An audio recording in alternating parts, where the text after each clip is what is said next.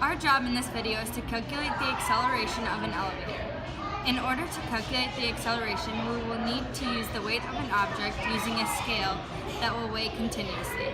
Our first step is to find the weight of an object. We'll use a person to do so. The next step is to place the scale inside the elevator.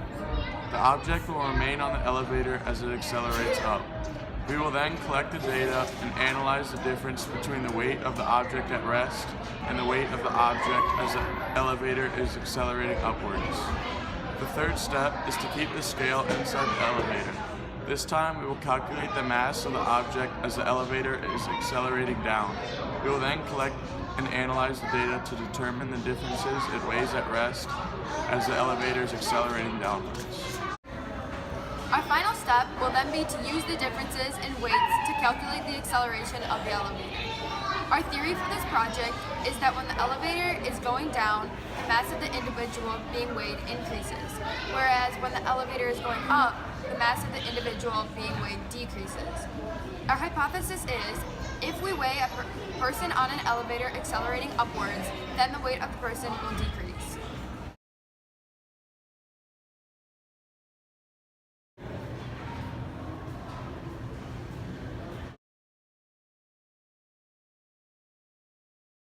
Go.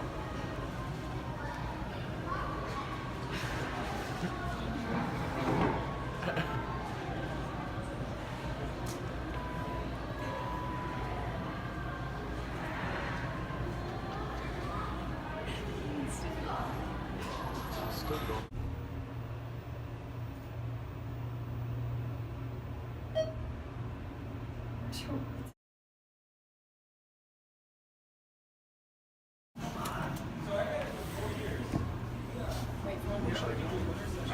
Yeah. Sorry, I'm doing a physics project. Oh, Yeah. yeah, you're fine. Okay. It worked.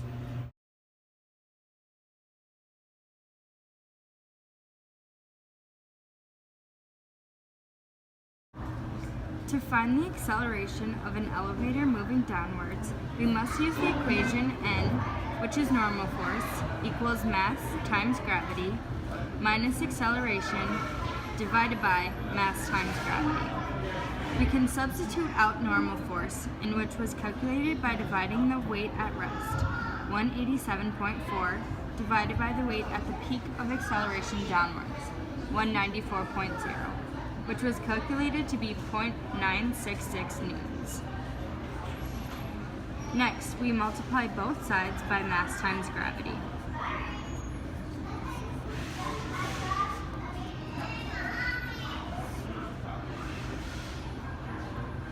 The mass of both sides then cancels out. Then we add gravity in order to leave acceleration, in this case, which was negative alone. By substituting 9.8 in for gravity, we get negative acceleration equals 9.8 minus 0.966 times 9.8. After simplifying and dividing both sides by negative, we get a final answer of negative 0.332 meters per second squared.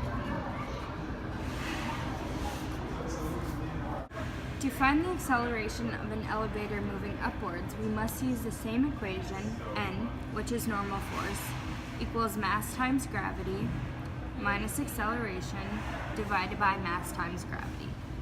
We can substitute out normal force, in which was calculated by dividing the weight at the peak of acceleration upwards by the weight at rest, which was calculated to be 0.927 newtons. Next, we can multiply both sides by mass times gravity.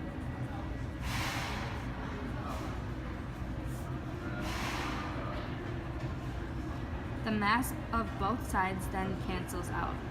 Then we add gravity, in which was negative 9.8, in order to leave acceleration, which is negative, alone.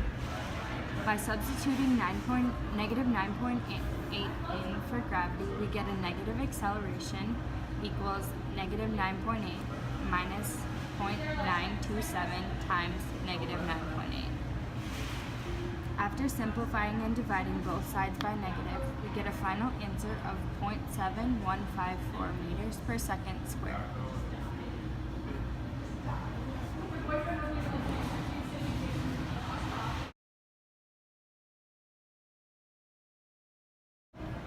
Our hypothesis that if we weigh a person on an elevator accelerating upwards, then the weight of the person will decrease was correct. In addition, based on our calculations, we found that an elevator accelerates upward at a faster rate than an elevator accelerating downward. Due to our findings, our hypothesis was proven correct.